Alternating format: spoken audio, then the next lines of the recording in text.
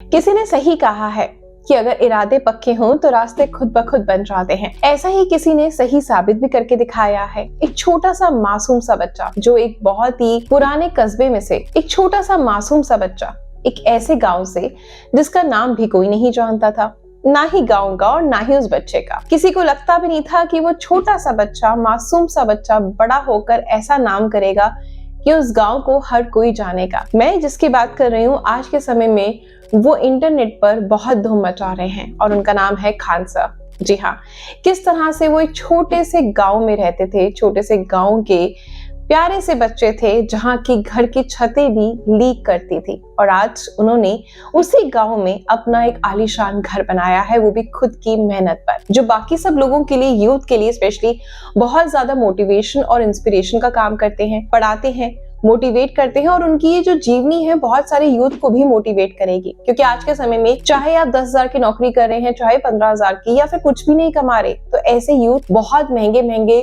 Luxurious purses का use करते हैं, सन ग्लासेस का यूज करते हैं, महंगे महंगे फोन्स का यूज करते हैं, महंगे कपड़ों का यूज करते हैं। वो खुद की काबिलियत पर नहीं बल्कि पेरेंट्स के बैंक बैलेंस पर ऐश कर रहे हैं। जहां जो टाइम उनको अच्छे से बनने का है, खुद के पैसों पर एंजॉय करने का है, खुद कुछ करने का है, वहीं वो अपनी लाइफ को पार्टीज करके और इस तरह से पैसे बेकार में उड़ाकर एंजॉय कर रहे हैं। उन सब के लिए मोटिवेशन है खान सर। तो चलिए जानते हैं इनकी क्या है जीवनी और ऐसा क्या किया है इन्होंने जो आज के यूथ को इनको जरूर फॉलो करना चाहिए। उत्तर प्रदेश के देवरिया जिले का एक छोटा सा इलाका भाट पर रानी, वहीं की धूल धक्कड़ वाली गलियां में नंगे पांव दौड़ते हुआ एक छोटा सा लड़का ख्वाबों की गठरी सीने से लगाए बड़ा हो रहा था। घर का छप्पर हर बरसात में चपकता था, लेकिन आंखों में बस सपनों की छत कभी नहीं गिरी। वो लड़का आज कोई आम नहीं रहा, बल्कि वो आज एक ब्रांड बन चुका है। जिसकी हम बात कर रहे हैं वो है,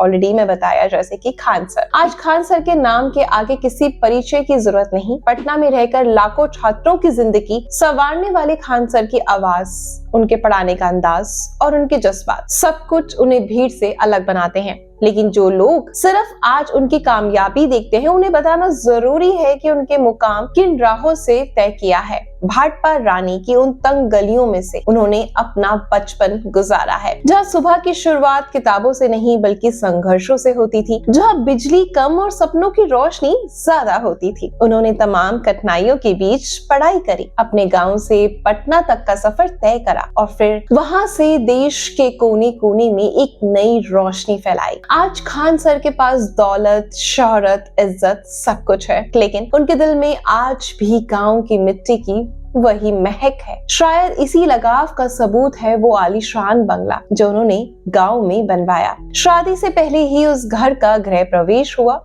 और पूरे इलाके को उन्होंने दावत भी दी। वो जश्न सिर्फ ईंट पत्थर के मकान का नहीं था, बल्कि वो एक सपनों के सच होने का उत्सव था। संजय यादव, जो कि भाटपा रानी के सभा संत के प्रतिनिधि हैं, वो क्या बताते हैं खान सर के बारे में और वहीं के रहने वाले कुछ और लोग जो इस समय उनके बारे में बचपन से लेके अब तक उन्होंने कैसे उस सफर को तय करा, कैसे उन मंजिलों तक पहुंचे, वो सब बताते हैं और आपको भी सुनाते हैं। खान सर ने इस रात से खुद पर्दा उठाया कि उन्होंने भारत पाकिस्तान युद्ध संघर्ष के दौरान चुपचाप शादी कर ली।